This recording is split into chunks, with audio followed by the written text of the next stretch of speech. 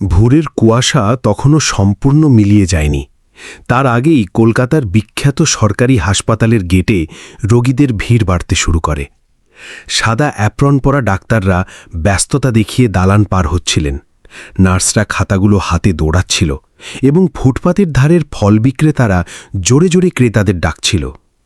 সেই গেটের পাশেই দাঁড়িয়েছিল 12 বছরের কিশোর ছেলে রতন। তার কাছে ধরা ছিল বেতের একটি গোল ঝুড়ি, যার ভেতরে চায়ের ফ্লাস্ক, প্লাস্টিক গ্লাস আর সস্তা বিস্কুট সাজানো ছিল। তার মুখে হাসির বদলে বিষণ্ণতাই বেশি ফুটে উঠছিল। রতন রোজ আলো ফোটার পূর্বেই ঝুপড়ি ছেড়ে রাস্তায় নামত। তার বাবা রহমত গত কয়েক সপ্তাহ যাবৎ রোগাক্রান্ত ছিলেন এবং চিকিৎসা বিনা তার স্বাস্থ্যের অবনতি ঘটছিল। রতন প্রতিটি মানুষের চা এতটুকুই যত্ন সহকারে বানিয়ে দিত যেন ওটাই তার জীবন রাঙিয়ে তুলবে। হাসপাতালের চত্বরে থাকা প্রবীণ হকাররা ওকে মায়া ও উদ্বেগ দুটো চোখেই দেখতেন, কেননা এত কচি একটা বাচ্চার এমন কঠিন দুনিয়ায় নিঃসঙ্গ লড়াই চালানোটা যে কোনো জনকেই মন থেকে বিচলিত করে দিত। তবে রতন কোনো দিন আক্ষেপ করত না, কেবল নীরবে আপন কাজ চালিয়ে যেত। সেদিন হাসপাতালে কোনো এক বিখ্যাত রাজনীতিবিদের চিকিৎসার ব্যবস্থা ছিল, কাজেই মিডিয়াদের ভ্যানগুলো গেটে পার্ক করা ছিল, আর প্রহরীরা প্রবেশকারী সবার প্রতি তীক্ষ্ণ দৃষ্টি রাখছিল। তখনই রূপলি রঙের একটা দামি জিপ হাসপাতালের প্রধান গেটের কাছে এসে দাঁড়াল। জিপ থেকে বেরোলেন ডিরেক্টর অনির্বাণ সেন, যার পরিচয় গোটা রাজ্যে কদর ও আতঙ্ক দুটো বোধের দ্বারাই আলোচিত হতো। ওর ব্র্যান্ডেড শার্ট, স্মার্টফোন এবং রূঢ় দৃষ্টি দেখলে লোক রাস্তা ফাঁকা করত। অনির্বাণ সর্বদা মনে রাখতেন যে গরিবানি বেশিরভাগই ফাঁকিবাজি ও অক্ষমতারই শাস্তি। ফলে ফুটপাতের পাশে চা বেচা বাচ্চাদের প্রতিও উনি ক্ষুব্ধ থাকতেন। রতন অনির্বাণের ক্লান্ত মুখ খেয়াল করতেই অভ্যেসগতভাবে বিনীতভাবে সামনে গেল। ও শান্ত গলায় জানালো যে ও অল্প সময়ের ভেতরেই চা বানিয়ে এনে দেবে। অনির্বাণ ওর পানে এমনভাবে চাইলেন যেন একটা জঘন্য পোকা কাছে এসে পড়েছে। ওর মুখে বিরক্তি ভেসে উঠল, আর উনি চেঁচিয়ে উঠলেন যে হাসপাতালের গেটে ফকিরদের উৎপাত বাড়তেই থাকছে। ওখানে উপস্থিত থাকা মানুষজন চমকে থমকে গেল। দুজন রিপোর্টার নিজেদের লেন্স রতনের দিকে তাক করল। রতনের পা শিউরে উঠল, তবুও দৃষ্টি আনত রেখেই দাঁড়াল। ওর লাঞ্ছনার অভিজ্ঞতা আছে, কিন্তু এত জনতার দৃষ্টিতে না। অনির্বাণ মানিব্যাগ হতে নোট বার করে রতনের গায়ে ছুঁড়ে মারলেন। টাকাটা ওর ফ্লাস্কে বাড়ি খেয়ে মাটিতে খসে পড়ল। অনির্বাণ শোনালেন যে মেহনত দেখানোর ভান ধরে পাবলিকের করুণা ছিনিয়ে নেওয়াটা ভারী সোজা। জমায়েতের মাঝে দুজন হাসাহাসি করল। বিপরীতে বহু মানুষ দ্বিধায় আড়ষ্ট হল। রতন কিছুক্ষণ ধুলোয় লুটিয়ে থাকা নোটটার পানে চেয়ে থাকল। অতঃপর ও আস্তে আস্তে টাকাটা কুড়িয়ে অনির্বাণের হাতে বাড়িয়ে ধরল। ওর গলার স্বর শোনাল দারুণ স্থির, তবে শব্দগুলো সোজাসুজি বুকে আঘাত হানছিল। ও জানালো যে ও খয়রাত মাগে না, শুধু আপন খাটাখনির রোজগারটুকুই তুলে নেয়। রতনের জবাব পেয়ে চারধারে গোল হওয়া জনতা একে অন্যের পানে চাইতে থাকল। এক প্রবীণ ফলওয়ালা দৃষ্টি নামিয়ে নিলেন, কেননা তার স্মৃতিতে এলো যে এই বাচ্চাটাই রোজ সন্ধে অবিকৃত থাকা ফল ও রুগ্ন বাবার তরে চেয়ে নিত। অনির্বাণের মুখমণ্ডল কয়েক সেকেন্ডের তরে লজ্জায় কুঁচকে গেল, কিন্তু ওর দম্ভ জলদি জেগে উঠল। উনি রতনকে ধমকে দিয়ে পথ হতে সরে পড়তে হাঁকলেন। হঠাৎ দমকা হাওয়া বইতে আরম্ভ করল, আর নার্সদের ট্রলিতে থাকা রিপোর্টগুলো ছড়াতে থাকল। রতন পরোয়া না করেই দৌড়ে গেল আর উড়ে যাওয়া প্রেসক্রিপশনগুলো ধরে সাজিয়ে রাখতে লেগে পড়ল, যাতে কোনো রোগীর বিন্দুমাত্র লোকসান না ঘটে। এই কাণ্ড দেখে জমায়েত অল্পক্ষণের তরে একদম নিশ্চুপ বনে গেল। একেবারে ওই মুহূর্তে ওখানে চলে এলেন জুনিয়র ডাক্তার শ্রেয়া মিত্র। উনি রতনকে পূর্বেও বহুবার হাসপাতালের গেটে চা বেচতে দেখেছেন। শ্রেয়া উপলব্ধি করলেন যে এই কিশোরের দৃষ্টিতে এক বিরল ধাঁচের পরিপক্কতা ও আভিজাত্য মিশেছে, যা সচরাচর ধনী ব্যক্তিদের স্বভাবেও মেলে না। উনি অনির্বাণের চোখে চেয়ে শান্ত গলায় শোনালেন যে একটি বালকের অভাব ওর পাপ নয়। অনির্বাণ ওর মন্তব্য গ্রাহ্য করলেন না, তবে ওর মুখে সামান্য আড়ষ্টতা ফুটে উঠল। রতন নীরবে নিজের ঝুড়ির ধারে চলে গেল আর পুনরায় কাপ ধোয়া সারতে লেগে পড়ল, যেন কিছুই ঘটেনি। বেলা গড়িয়ে আসতেই হাসপাতালের গেটে লোক কমতে আরম্ভ করল। রতন দিনভর জমানো পয়সা বারবার গুনল। ইনহেলারটির তরে তখনও ফান্ডের ঘাটতি রয়েই গিয়েছিল। ভোর থেকে ওর মুখে দানা জোটেনি, তবু ও শুরুতে বাবার সিরাপ নিতে চেয়েছিল। হঠাৎ হাসপাতালের পাশের রাস্তা বেয়ে এক প্রবীণ শিক্ষক মাস্টারমশাই রঞ্জন আস্তে আস্তে এগিয়ে আসলেন। তিনি দীর্ঘকাল যাবৎ কাছেই স্কুলে শিক্ষা দিতেন আর রতনকে শৈশব হতেই জানতেন। তিনি রতনের কাঁধে স্পর্শ করে প্রশ্ন রাখলেন যে আজ ও বড্ড বিষণ্ণ কি জন্যে। রতন হাসি মুখে এড়ানোর প্রয়াস করল, তবে ওর চাহনিই সমস্ত কিছু বুঝিয়ে দিচ্ছিল। মাস্টারমশাই রঞ্জন তার কাপড়ের ব্যাগ হতে দুটো আপেল বার করে রতনকে বাড়ালেন। রতন শুরুতে প্রত্যাখ্যান করতে চাইল, কিন্তু শিক্ষক আদরের সুরে জানালেন যে এটি ভিক্ষা নয়, উপহার। রতন আস্তে আস্তে আপেলগুলো হাতে নিল।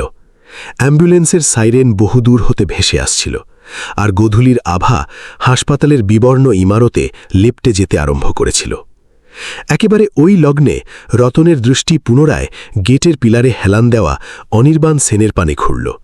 অনির্বাণ কোনো এক নামকরা সার্জনের সঙ্গে আলাপ সারছিলেন, তবে ওর নজর ক্রমাগত আনমনেই রতনের পানে ঘুরে আসছিল। বোধহয় প্রথমবার কোনো এক ছিন্নমূল বালকের বুলি ওর মগজে গভীরভাবে বিঁধে বসেছিল। রতন নিজের ফ্লাস্ক গুছিয়ে বস্তির পথে পা বাড়াল। গলির জঞ্জালের গন্ধ, কোলাহল এবং গর্তভরা পথই ছিল ওর প্রতিদিনের দুনিয়া, অথচ ওর মাথায় কেবলই ওই লাঞ্ছনার স্মৃতিই পাক খেয়ে ফিরছিল। ও তোর মাকে হারিয়েছে, কিন্তু ওর বাবা সর্বদা শেখাতেন যে ব্যক্তির মর্যাদা তার জামাকাপড় কিংবা টাকা দ্বারা নয়, তার সততা দ্বারা মাপা হয়। রতন চলতে চলতে গগনের পানে নজর ঘোরানো।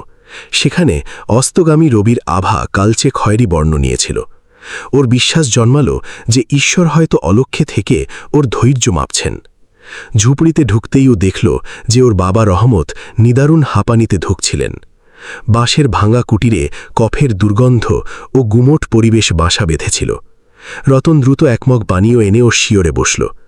রহমত ক্ষীণ গলায় প্রশ্ন রাখলেন যে আজ বেচাকেনা কিরকম হল। রতন মুচকি হেসে মিথ্যে শোনাল যে সবই স্বাভাবিক হয়েছে। ও ভাবেনি যে বাবা গেটের লাঞ্ছনার কাহিনী টের পাক, অথচ বাবার দৃষ্টি পুত্রের চেহারার অপমান সহজেই চিনে নিয়েছিল। তিনি থরথর আঙুলে রতনের গাল স্পর্শ করে শুধু এটুকু শোনালেন যে বিধাতা বিলম্ব ঘটান ঠিকই, তবে অন্যায় মেনে নেন না। আধার গাঢ় হয়ে এলো আর আকাশে বাদল নামতে থাকল। কুটিরের বাঁশের ছাদে আছড়ে পড়া জলের বিন্দুর আওয়াজ গোটা কামরায় গুমড়ে উঠছিল। রতন ওর বাবার শিয়রে জেগে ওর হাত মালিশ করছিল। ওর ভাবনায় ক্রমাগত হাসপাতালের অপমানটা ভেসে উঠছিল। ওর বোধ জাগছিল যে ও ভীষণ দুর্বল, বড্ড তুচ্ছ, আর সমাজটা চরম কঠিন। তবুও ওই ক্ষণেই ওর অন্তরে এক নতুন প্রত্যয় দানা বাঁধতে আরম্ভ করল। লাঞ্ছনা ওর মর্যাদাবোধে ক্ষত বানিয়েছিল সত্য, তবে ওকে গুড়িয়ে ফেলতে পারেনি। ও বুঝতেই পারেনি যে হাসপাতালের ওই প্রাঙ্গণটি ভবিষ্যতে এমন এক ন্যায়ের প্রমাণ রাখবে যেটার সম্মুখে রাঘব বোয়াল নেতারাও মাথা ঝুঁকিয়ে দেবে। সমস্ত নিশি যাবৎ বর্ষণ ঝরল। ভোরে রতনের যবে তন্দ্রা কাটল, তখন পাড়ার পথ ভিজে প্যাচপ্যাচে হয়ে গিয়েছিল। ছাউনির ফুটো গোলে তখনও ধারা ঝরছিল, আর মেঝের ধারে থাকা মুড়ি ভিজে ড্যাম্প মেরে পচতে আরম্ভ করেছিল। রহমত নিঃশব্দে খুঁটিতে পিঠ ঠেকিয়ে কাশছিলেন।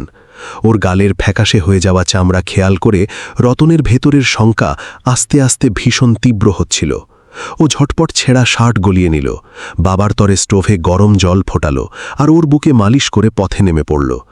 আজ ওকে সর্বপ্রকারে বেশি অর্থ রোজগার করতেই হতো। হাসপাতালের দিকে হাঁটার কালে রতন ফুটপাথের ধারের মাজার আর মন্দিরগুলোতে প্রণাম জানালো। ঈশ্বর নিয়ে ওর খুব গভীর জানাশোনা ছিল না, কিন্তু ও মানত যে বিধাতা সব স্থানেই বিরাজমান। গেটের ধারে আসতেই ও খেয়াল করল যে লোকজন আজও গত সন্ধ্যার কাণ্ড নিয়েই গসিপ করছে। কয়জন লোক ওকে করুণার নজরে মাপছিল, আবার কিছুজন নিছকই মজা ভেবে হাসাহাসি করছিল। রতন কোনো দিকেই মোটেও ভ্রুক্ষেপ করল না। ও নীরবে আপন ফ্লাস্কটা নামালো আর কাপের গায়ে গরম জল ঢালতে থাকল। অন্তরে কোনোখানে ওর চিত্ত আজও গত সন্ধ্যার গঞ্জনায় বিষণ্ণ ছিল। অল্পক্ষণ বাদে শ্রেয়া মিত্রকে গেটের বারান্দা থেকে বেরোতে খেয়াল করা গেল। ওর হাতে পুরু খাতা ছিল আর চোখে ক্লান্তি পরিষ্কার ধরা পড়ছিল। উনি রতনের পাশে দাঁড়িয়ে প্রশ্ন রাখলেন যে ওর বাবার স্বাস্থ্য কেমন চলছে। রতন কয়েক পলকের তরে থতমত খেয়ে গেল, কেননা ওর খেয়াল আসছিল না যে ও আদেও নিজের বাবার প্রসঙ্গ তুলেছিল। শ্রেয়া হাসলেন আর শোনালেন যে বস্তির গরিব গরিব ঘরে গরিবের দুঃখ চাপা থাকে না। রতন দৃষ্টি অনত রেখে কেবল এইটুকুই জানালো যে ইনহেলার ফুরিয়ে গিয়েছে। শ্রেয়া আপন পার্স হতে নোট বার করতে গেলেন, তবে রতন তক্ষুনি পেছনে সরে এলো। শ্রেয়া ওর সংকোচ ধরতে পারলেন। উনি নোটগুলো পুনরায় ভরে নিলেন আর শোনালেন যে এর পরিবর্তে ও যেন ওর ফ্লাস্কটি ধুয়ে দেয়। রতন প্রথমবার একটুখানি মিষ্টি হাসি হাসল। ও মনোযোগ সহকারে গ্লাসের গায়ে সাবান ঘষতে থাকল। শ্রেয়া নিবিষ্ট হয়ে ওর খাটনি লক্ষ্য করতে লাগলেন। ওর মনে হল যে এই বালকটি শুধু অভাবের সঙ্গেই নয়, এক প্রবল আত্মমর্যাদার সাথেও যুক্ত। ফ্লাস্ক ঝকঝকে হয়ে ওঠার বাদে উনি দামের চাইতে অধিক পয়সা বাড়ালেন। রতন ঠিক সেইটুকুই কয়েন রাখল যেটুকু ওর খাটনির সঠিক মূল্য হয়। অবশিষ্টাংশ ফেরত দেবার কালে ওর দৃষ্টিতে এক আশ্চর্য গাম্ভীর্য ঠিকরে বেরোচ্ছিল। ঠিক ওই লগ্নেই হাসপাতালের মেইন গেট পেরিয়ে ডিরেক্টর অনির্বাণ সেন বাইরে আসলেন। ওর নজর তফাতে দাঁড়িয়ে থাকা রতনের পানে গেল। গত সন্ধ্যার ঝামেলার পর হতেই ওর অন্তরে এক অদ্ভুত চাঞ্চল্য দানা বাঁধছিল। গোটা রাত ওর শান্তিতে ঘুম আসেনি। যখনই পলক বুঝে আনছিলেন তখনই ওই বাচ্চাটি স্মৃতিতে ভেসে উঠছিল, যে টাকাটা ফেরত দিয়ে জানিয়েছিল যে ও খয়রাত মাগে না। অনির্বাণ মনকে শান্ত করতে চাইলেন যে এগুলো নিছকই ফালতু সেন্টিমেন্ট, তবে গভীরে কোথাও কোনো এক প্রাচীন ব্যথা জাগিয়ে উঠছিল।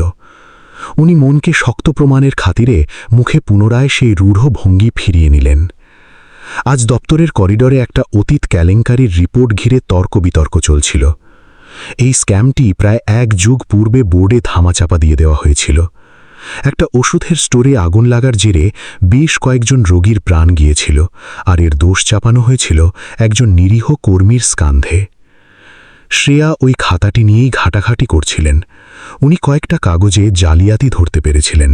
যবে উনি অতীত খাতাগুলো হাতড়ালেন তবে একটা নাম বারবার চোখে পড়ছিল, রহমত শেখ।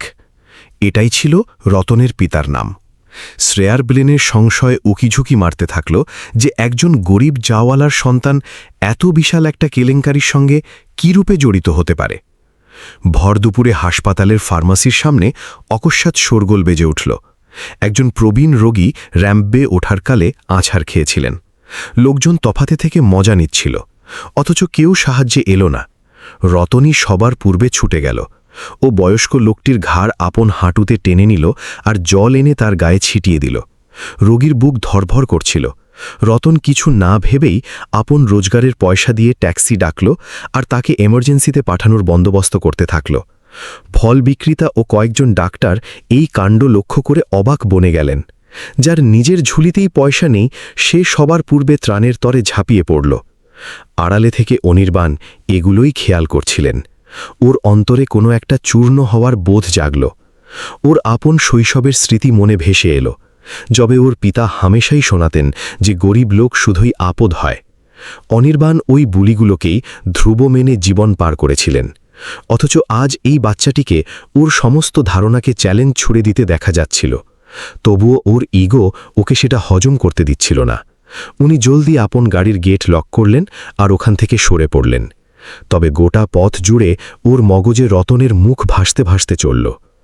গোধূলিতে রতন সিরাপ কিনে ঝুপড়িতে পৌঁছালে ও দেখল যে ঘরের দরজায় মাস্টারমশাই রঞ্জন আর একজন প্রবীণ আন্টি অপেক্ষা করছেন। ওই আন্টিটি হলেন পাড়াপড়শি ফতেমা খালা, যিনি দীর্ঘকাল যাবৎ রহমতের ভরসা হয়েছিলেন। কুটিরের ভেতর কড়া ফিনাইল জলের দুর্গন্ধ ছিল, আর রহমতের হাঁপানি পূর্বের চাইতে অনেকটা বেড়ে গিয়েছিল। রতন সিরাপ বাড়ালে ওর চোখ কান্নায় ভিজে উঠল। তিনি ছেলের কবজি ছুঁয়ে আস্তে আস্তে প্রশ্ন রাখলেন যে ও পুনরায় না খেয়ে থেকে পয়সা জমায়নি তো। রতন হাসি মুখে প্রসঙ্গটা ঘুরিয়ে দিল, তবে ওর ক্লান্ত মুখশ্রী বাস্তবটাই বুঝিয়ে দিচ্ছিল। ডিনারের পাতে শুধু বাসি পাউরুটি আর জল ছিল। রতন বাবার পাশে থেকে ওকে ছোট ছোট অংশ গেলাতে লাগল। অকস্মাৎ রহমতের নজর খুঁটির ধারে থাকা জং ধরা টিনের বাক্সটির পানে গেল। 1 সেকেন্ডের তরে ওর মুখমণ্ডল আতঙ্কে ছেয়ে গেল। তিনি রুদ্ধ গলায় রতনকে শোনালেন যে যদি ভবিষ্যতে ওর সাথে খারাপ ঘটে যায় তবে ও যেন কারুর কথা শুনেও ওই বাক্সটি না ঘাটে। রতন হকচকিয়ে উঠল। ও বাবার হাত ছুঁয়ে জানালো যে ওর কিছুই ঘটবে না। তবে রহমতের দৃষ্টিতে এমন এক শঙ্কা ছিল যেন ফেলে আসা অতীত পুনরায় ওদের তাড়া করতে নেমেছে।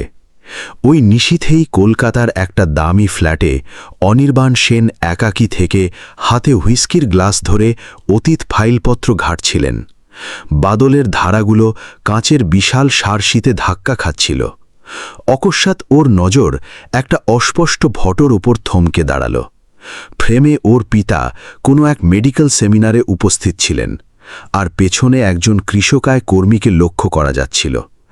অনির্বাণ স্ন্যাপটি গভীরভাবে খেয়াল করতেই ওর হৃৎপিণ্ড ধক করে কেঁপে উঠল।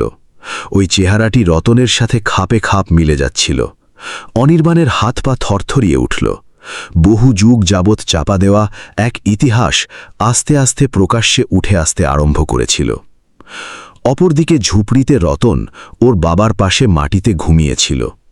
উঠোনে বর্ষণ ফুরিয়ে গিয়েছিল, তবে পরিবেশে শীত জাঁকিয়ে বসেছিল। রতনের পলকে তন্দ্রা ছিল না। ওর বোধ হচ্ছিল যে ওর ভবিষ্যৎ কোনো এক অচেনা খাদের পানে ছুটে চলেছে।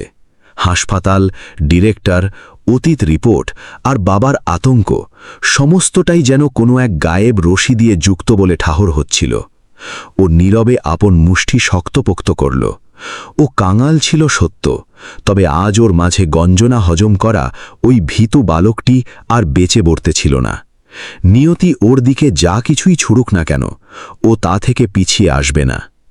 ভোরের কনকনে বাতাসেও আজ কলকাতার পরিবেশ গুমোট বলে ঠাহর হচ্ছিল। হাসপাতালের গেটে প্রহরীদের জিপগুলো রোজকার চাইতে অধিক পার্কিংয়ে ছিল, আর মিডিয়ার জমায়েত ক্রমশ ফুল ছিল।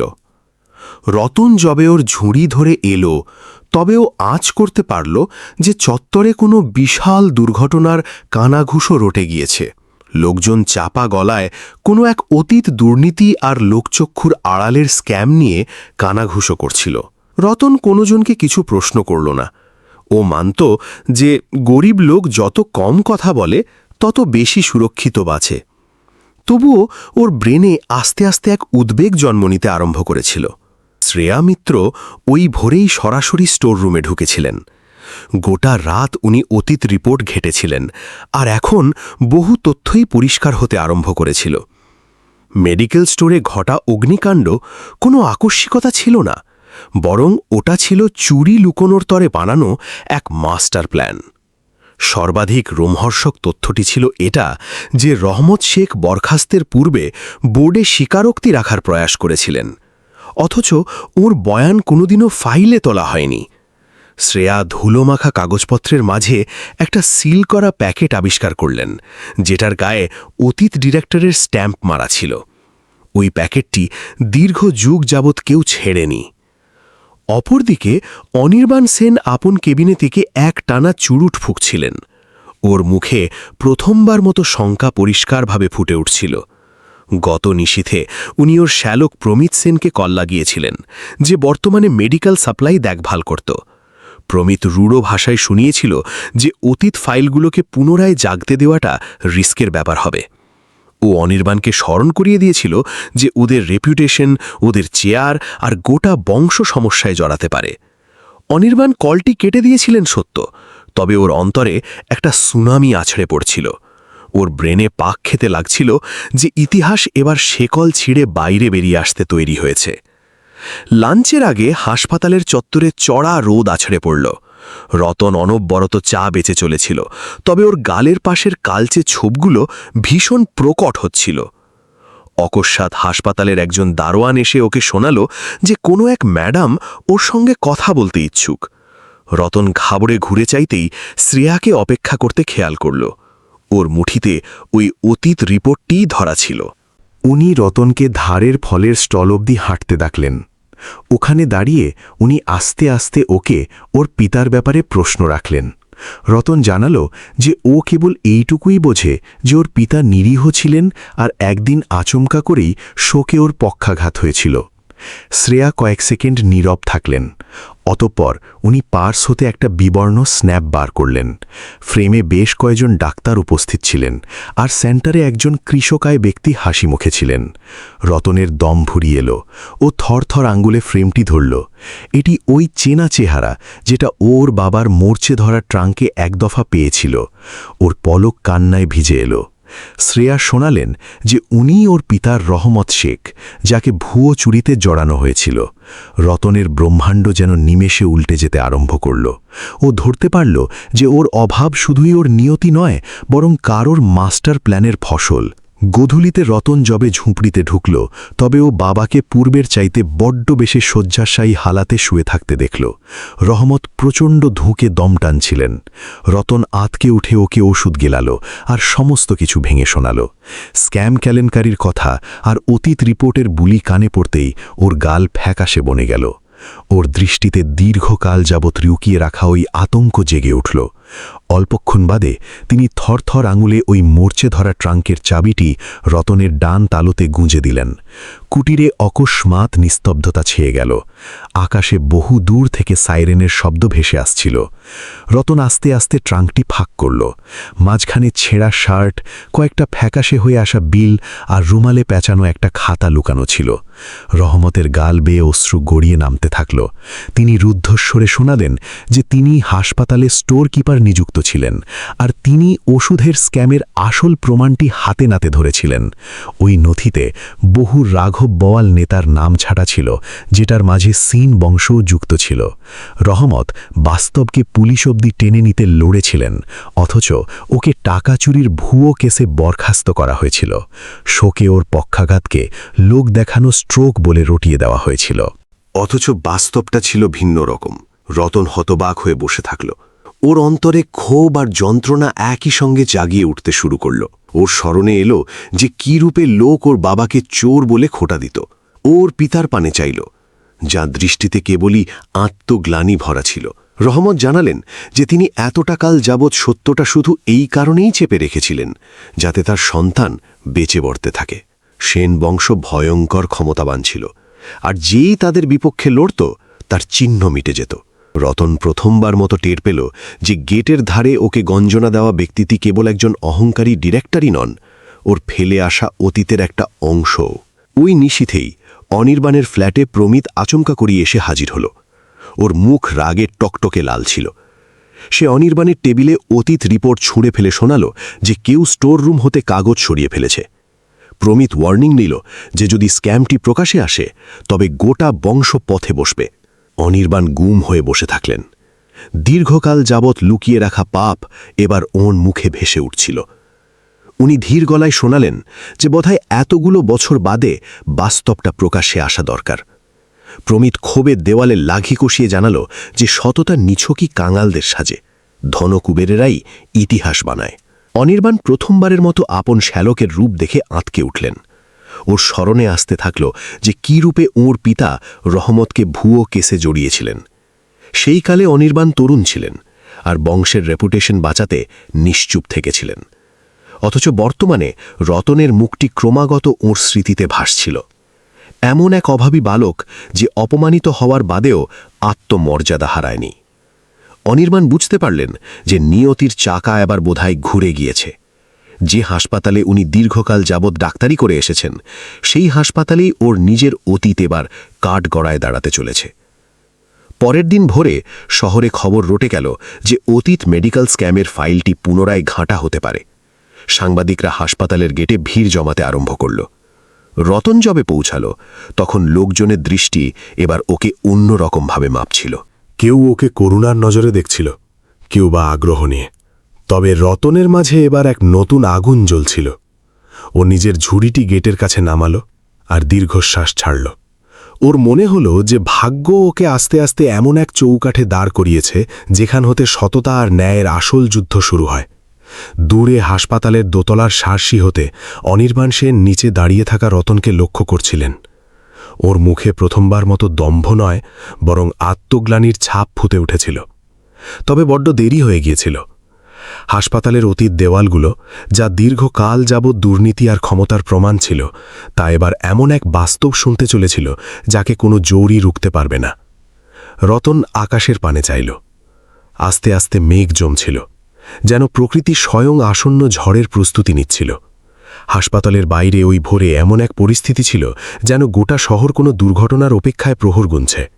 রিপোর্টাররা লেন্স তাক করে এদিক ওদিক দৌড়াচ্ছিল, পুলিশরা জমায়েত সামলানোর প্রয়াস করছিল, আর চারিদিকে কেবল একটাই কানাঘুষো চলছিল, এক যুগ আগের মেডিকেল কেলেঙ্কারির পুনরায় তদন্ত।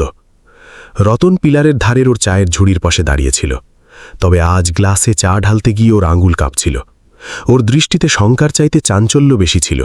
ওর বোধ হচ্ছিল যে আজ ওর জীবনের সর্বাধিক স্পেশাল দিন হতে চলেছে। শ্রেয়া মিত্র সকাল হতেই হাসপাতালের কনফারেন্স রুমে প্রস্তুতির কাজে ব্যস্ত হয়েছিলেন। উনি গোটা রাত জেগে সমস্ত প্রমাণপত্র গুছিয়েছিলেন। রহমতের খাতা, অতীত রেকর্ড, ইনভেস্টিগেশন রিপোর্ট আর ওই সিল করা প্যাকেট, সমস্ত কিছুই এবার বোর্ডের সম্মুখে পেশ করা হবে। শ্রেয়া বুঝতেন যে এটি নিছকই একটি স্ক্যাম নয়, বরং টাকা আর সততার মাঝে এক লড়াই। অপরদিকে প্রমিত সেন শহরের বেশ কয়েকজন রাঘব বোয়ালকে কল করে চাপ বাড়ানোর প্রয়াস করেছিল। তবে ইস্যুটি এবার এতটাই ছড়িয়ে গিয়েছিল যে একে সম্পূর্ণ ধামাচাপা দেওয়া মোটেও সোজা ছিল না। মিডিয়ার ভিড় প্রতিটি চালই মুশকিল করে তুলছিল। দুপুরের পূর্বেই কনফারেন্স হল পুরোপুরি লোকে ভরে গিয়েছিল। প্লাস্টিকের পুরনো চেয়ারগুলোতে মানুষ গাদাগাদি করে বসেছিল।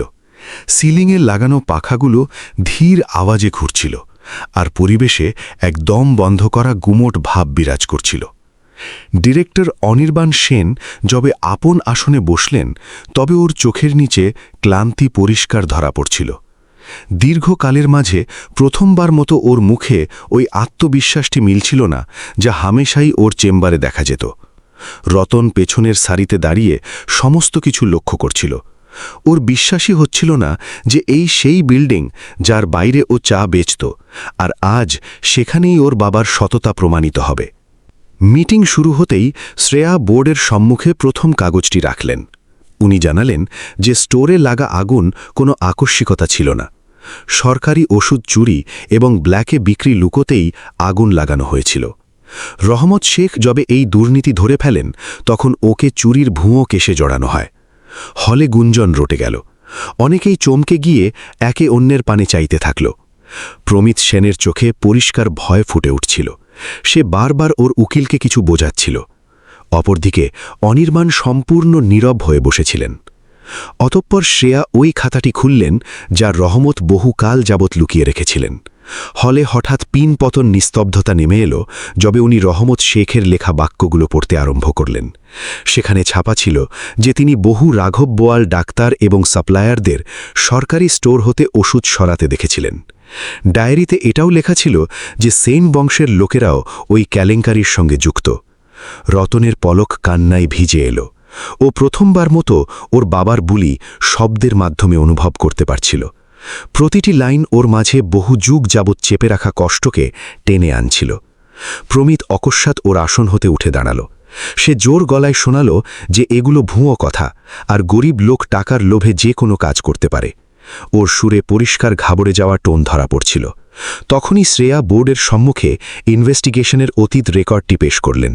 সেখানে ছাপা ছিল যে রহমত শেখের অসুস্থতা কোনো আকস্মিক স্ট্রোক নয়, বরং প্রচণ্ড মানসিক টর্চারের কারণেই ঘটেছিল। হলে উপস্থিত লোক চমকে গেল।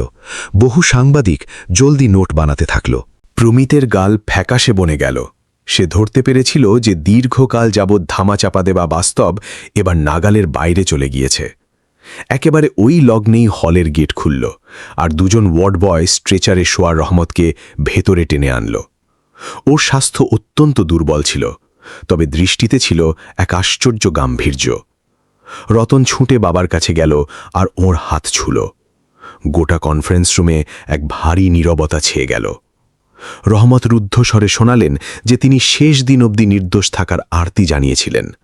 তিনি ধুঁকতে ধুঁকতে জানালেন যে কী রূপে ওদের প্রাণনাশের ভয় দেখানো হয়েছিল, কী রূপে ওদের বস্তিতে হামলা হয়েছিল, আর কী রূপে নিজের সন্তানকে বাঁচাতে ওদের দীর্ঘকাল যাবৎ লুকিয়ে দিন কাটাতে হয়েছিল। এগুলো শুনতে শুনতে অনির্বাণ ভেডর হতে গুড়িয়ে যেতে লাগলেন। ওর স্মৃতির পাতায় অতীত ফিরে এলো। ওর স্মরণে পড়ল কী রূপে ওর পিতার রহমতকে নিশ্চুপ করানোর নির্দেশ দিয়েছিলেন। সেই কালে অনির্বাণ আতঙ্ক আর বংশের রেপুটেশনের কথা ভেবে টু শব্দ করেননি। তবে আজ ওর বোধ হচ্ছিল যে ওর ওই নীরবতাও একটা পাপ ছিল। অকস্মাৎ অনির্বাণ আপন আসন হতে উঠে দাঁড়ালেন। গোটা কনফারেন্স হলের নজর ওর ওপর গিয়ে থমকে গেল। উনি ধীর অথচ স্পষ্ট গলায় শোনালেন যে রহমত শেখ নির্দোষ ছিলেন এবং ওর পরিবার বাস্তবকে ধামাচাপা দিতে ভূমিকা নিয়েছিল।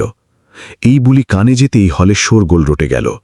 কয়েকজন লোক অরষ্টতায় মুখ ঢেকে ফেলল, আর বহু রিপোর্টার নিজেদের চেয়ার হতে দাঁড়িয়ে পড়ল। প্রমিত চেঁচাতে থাকল যে অনির্বাণ মানসিক ভারসাম্য হারিয়েছেন। তবে অনির্বাণ আর থামার লোক ছিলেন না। উনি কবুল করলেন যে উনি যুগের পর যুগ যাবৎ ওর পিতা ও শ্যালকের পাপ লুকিয়ে রেখেছিলেন। ওর গলা কাঁপছিল। রতন স্তব্ধা হয়ে দাঁড়িয়ে থাকল। ও মিলাতে পারছিল না যে মানুষটি ওকে ফকির বলে তাড়িয়ে দিয়েছিল সেই আজ গোটা দুনিয়ার সম্মুখে পাপ কবুল করছে। অনির্বাণ আস্তে আস্তে ওর ডিরেক্টর চেয়ার হতে নেমে আসলেন আর হলের সেন্টারে এসে দাঁড়ালেন। ওর নজর রতনের ওপর গিয়ে আটকাল। কয়েক সেকেন্ডের তরে গোটা কামরাটি একদম নিশ্চুপ রইল। অতপর অনির্বাণ কাঁপা গলায় শোনালেন যে উনি এমন এক বালকের অপমান করেছেন যার পিতা ওর চাইতে অনেক বেশি সৎ আর সাহসী ছিলেন। এই বুলি কানে যেতেই রতনের পলক বেয়ে জল গড়িয়ে পড়ল। হলে উপস্থিত প্রত্যেকেই অপলক চোখে ওই দৃশ্য লক্ষ্য করছিল। ক্ষমতা, পয়সা এবং দম্ভ প্রথমবার মতো এক ছিন্নমূল বালকের মর্যাদার সম্মুখে মাথা নোয়াতে দেখা যাচ্ছিল। প্রমিত আচমকা করে হল হতে বাইরে পালানোর প্রয়াস করতে থাকল, তবে প্রহরীরা ওকে ওখানেই রুখে দিল।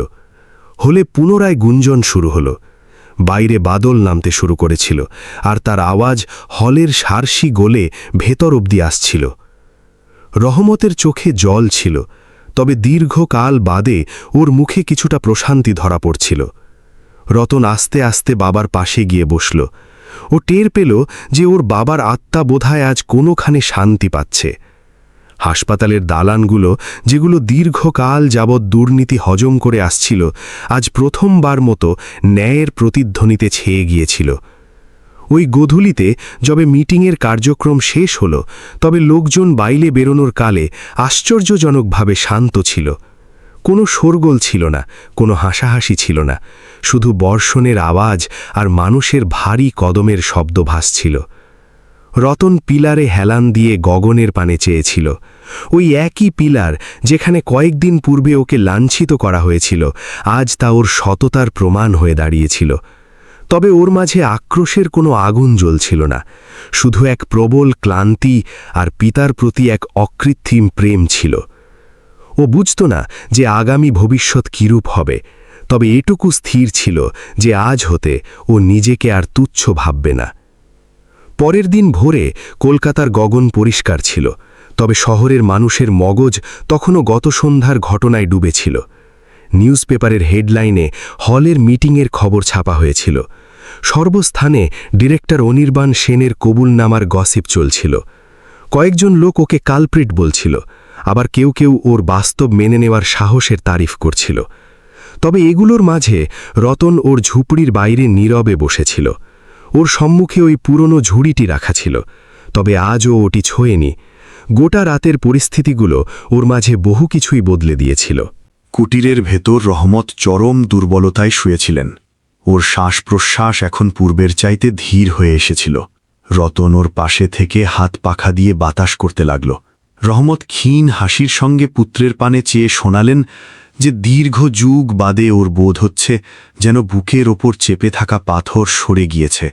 রতন ওর বুলি কানে শুনেই কেঁদে ফেলল। ও বাবার কবজি ছুঁয়ে জানালো যে এবার সমস্ত কিছু স্বাভাবিক হয়ে যাবে।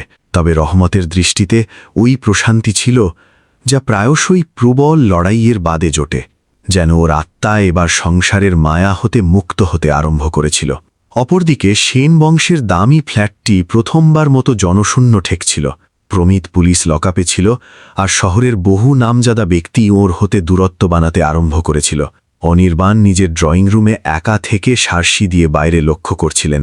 উনি টের পাচ্ছিলেন যে দেওয়ালগুলোকে উনি হামেশাই আভিজাত্যের প্রতীক বলে মানতেন, সেগুলো আদেও দুর্নীতির ভিতের ওপর বানানো ছিল। দীর্ঘকাল যাবৎ উনি ডিরেক্টরের চেয়ারে থেকে জ্ঞান বিলিয়েছেন, অথচ নিজের পাপের বেলা নিশ্চুপ থেকেছেন। ওর মাঝে অনুশোচনার ভার এতটাই প্রকট ছিল যে গোটা নিশীথ ওর ঘুম আসেনি। যখনই উনি পলক বুঝছিলেন তখনই ওর রহমত শেখের মুখ ভেসে উঠছিল। কয়েকদিন বাদে স্বাস্থ্য দপ্তর অতীত স্ক্যামটি পুনরায় আনুষ্ঠানিকভাবে এনকোয়ারির নির্দেশ দিল। শহরের বহু অফিসার জেরার আওতায় ঢুকে করলেন। লোকজনের মাঝে এই বার্তা হাওয়ার মতো রটে গেল যে এক গরিব স্টোর কিপারের সততা রাঘব বোয়ালদের কাঁপিয়ে দিয়েছে। হাসপাতালের গেটের ওই পিলারগুলো এবার মানুষের তরে আইকন হয়ে উঠেছিল। বহু রিপোর্টের রতনের সঙ্গে কথা বলতে আগ্রহী ছিলেন, তবে ও প্রতিবারই নীরবে এড়িয়ে যেত। ওর জনপ্রিয়তার কোনো লালসা ছিল না। ওর তরে সর্বাধিক স্পেশাল ব্যাপার ছিল এটাই যে ওর পিতাকে অবশেষে চোর নয়, একজন সৎ কর্মী হিসেবে মান্যতা দেওয়া শুরু হয়েছিল। এক গোধূলিতে অনির্বাণ সেন আচমকা বস্তি এলাকায় এসে নামলেন। ওর সাদা রঙের গাড়ি খেয়াল করে লোকজন তাজ্জব বনে গেল।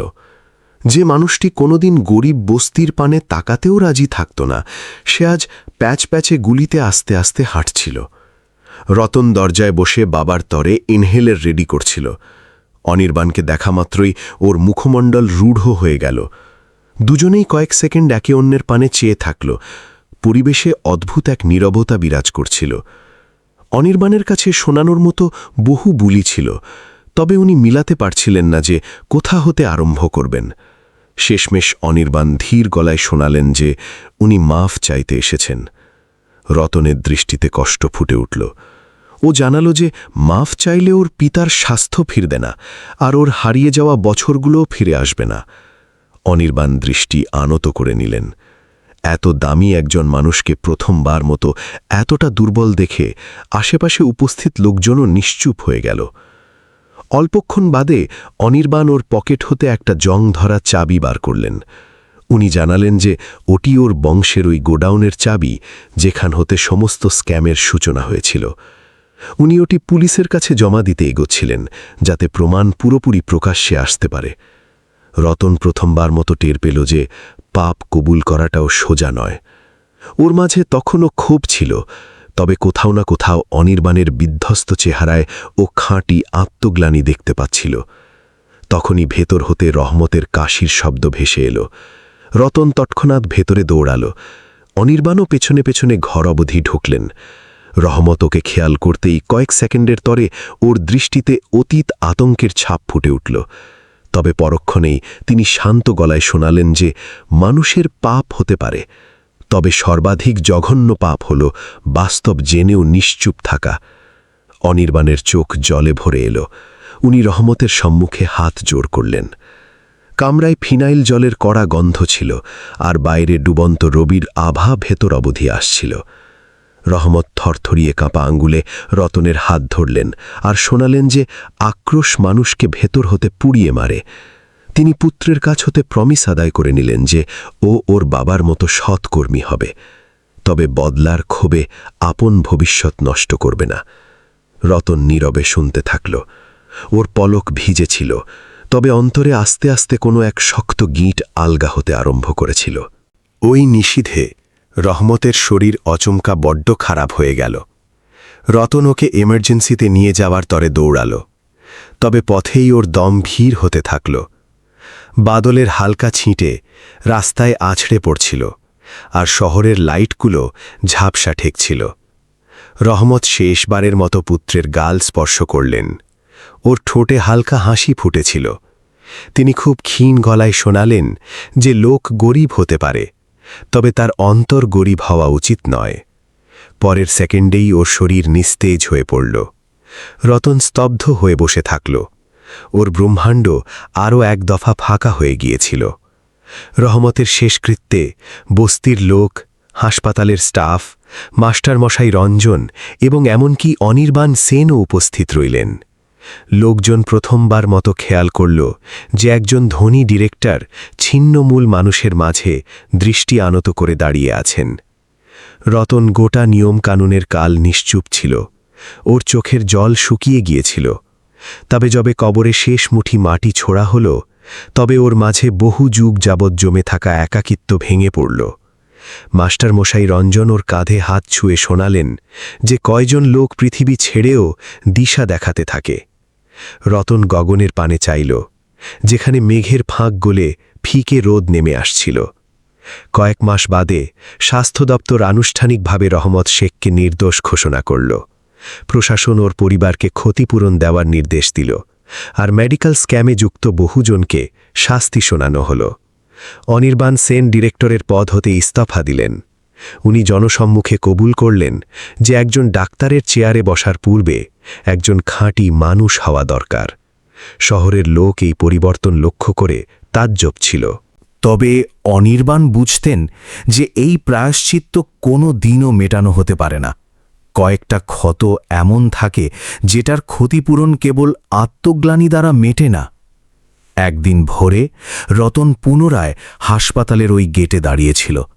তবে আজ ওর হাতে চায়ের ফ্লাস্ক নয়, বইয়ের ব্যাগ ঝুলছিল। শ্রেয়া মিত্র ওর এডুকেশনের দায়িত্ব কাঁধে নিয়েছিলেন। গেটের বাইরে দিয়ে হাঁটা লোকজন ওকে চিনে ফেলল। ওই বালকটি, যাকে এককালে ফকির ভেবে লাঞ্ছিত করা হয়েছিল, আজ বিদ্যামন্দিরে যাওয়ার তোড়জোড় করছিল। রতন কয়েক সেকেন্ডের তরে পিলারের পানে চেয়ে থাকল। ওর স্মরণে এলো যে এখানেই ওর মর্যাদায় চোট লেগেছিল এবং এখানেই ও আপন পরিচয়ও খুঁজে পেয়েছিল। তফাতে থেকে অনির্বাণ সেন রতনকে এগোতে লক্ষ্য করলেন। ওর দৃষ্টিতে ফিকে আর্দ্রতা ধরা পড়ছিল। রতন 1 সেকেন্ডের তরে ওর পানে চাইল, অতঃপর আস্তে দৃষ্টি আনত করে নিল। ও সম্পূর্ণ মাফ করতে পেরেছিল কিনা বোধহয় ওটা ও স্বয়ংও বুঝত না। তবে ও আক্রোশের পাথর বয়ে চলতে প্রত্যাখ্যান করেছিল। ভোরের রোদ হাসপাতালের বিবর্ণ ইমারতগুলোতে লেপ্টে যাচ্ছিল। ওই পিলারের ধারেই পড়ে থাকা রতনের পুরনো চা বেচার ঝুড়িটি আজ বন্ধ ছিল, বোধহয় চিরকালের তরে।